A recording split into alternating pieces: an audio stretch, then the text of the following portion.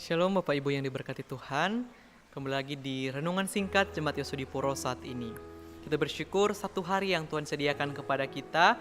Ini adalah satu anugerah untuk kita menjalani di hari yang baru dalam setiap aktivitas kita. Dan itu kita mengawali aktivitas kita dengan bersyukur kepada Tuhan.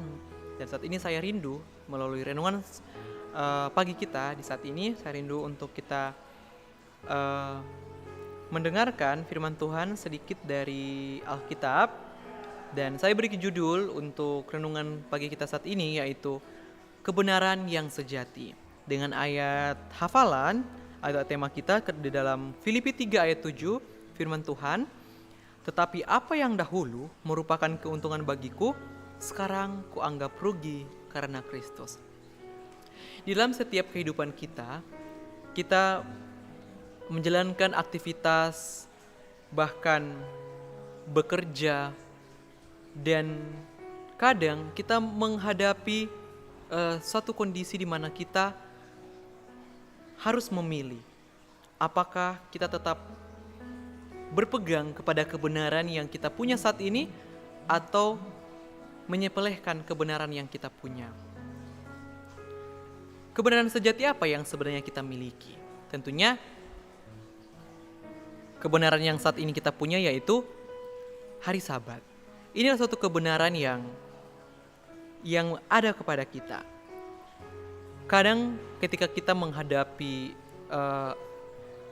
aktivitas kita, menjalankan aktivitas kita, dan terlebih khusus di dalam dunia pekerjaan, kadang kita harus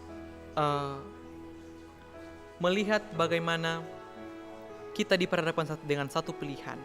Apakah kita tetap dengan kebenaran yang kita punya atau menyepelekan kebenaran itu tentang hari Sabat. Kebanyakan orang menyepelekan hal ini karena mereka tidak tahu seberapa besar kuasa dari ketika kita memegang kebenaran itu dengan setia. Paulus menekankan kepada kita semua di dalam Filipi 3 di sini bahwa semua yang dia punya sekarang dianggap rugi karena Kristus.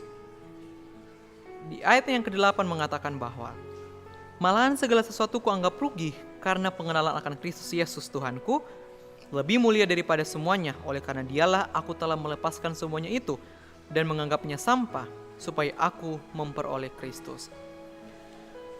Kadang ketika kita diperhadapkan dengan satu pilihan di mana apakah kita tetap mengikuti kebenaran itu tentang tidak bekerja di hari Sabat atau kita menyepelekan hal itu, atau bukan saja hanya bekerja, bisa saja bersekolah, kemudian dimanapun itu berpergian dan jatuh pada hari Sabat.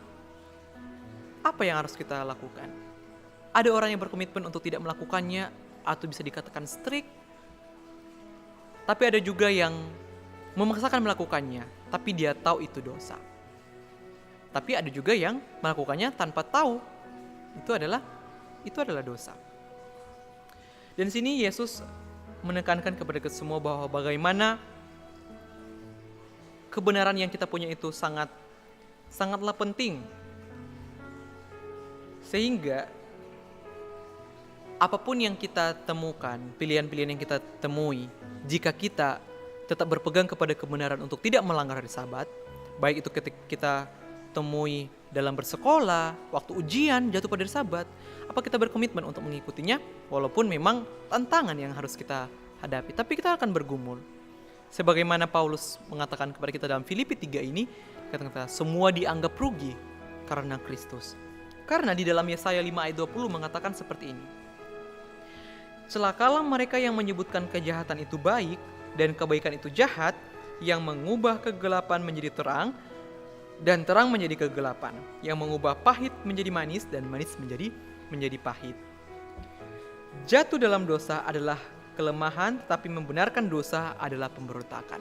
Jadi jika kita terpaksa melakukan itu, tapi kita tidak menyadari bahwa itu adalah dosa, itu dikatakan dalam firman Tuhan tadi bahwa kita telah membenarkan dosa itu. Tapi kalau kita terpaksa melakukan kejahatan itu dan kita akui bahwa itu salah, maka Tuhan akan mengampuni kita.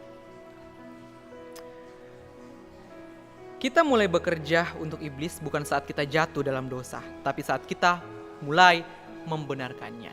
Mudah-mudahan dengan renungan di pagi hari ini untuk kita semua sangat memotivasi kita, di mana dengan pilihan-pilihan yang kita punya, apakah kita tetap mempertahankan kebenaran yang sejati yang kita punya, atau malah menyepelekan, bahkan membenarkan apa yang kita lakukan untuk melanggar hukum hari Sabat. Kiranya Tuhan memberkati kita semua. Saya Barnabas Yesus, amin.